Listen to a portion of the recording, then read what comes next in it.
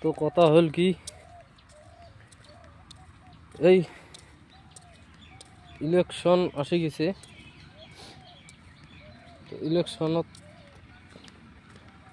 কংগ্রেস খুব উড়ি আছে, খুব ধরপড়ে আছে।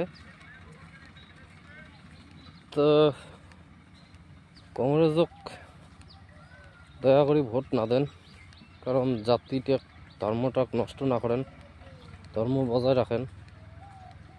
আমার দরকার পড়ে একসঙ্গে না খেয়া থাকো, টাকা পয়সা কি আজি আছে কালি নেই, ধর্মটা বজায় রাখো। বিজেপিক ভোট দাও, ফুলত ভোট দাও, মামা গুণের করো, ডক্টর হেমন্ত বিশ্ব শর্মা গুণের করো,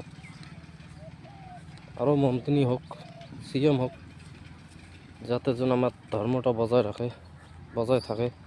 আমার কোচ রাজবংশীর এসটি জনজাতিকরণ 6 জনগোষ্ঠী আশা দিয়ে আছে, আশা দিছি মানে হবে।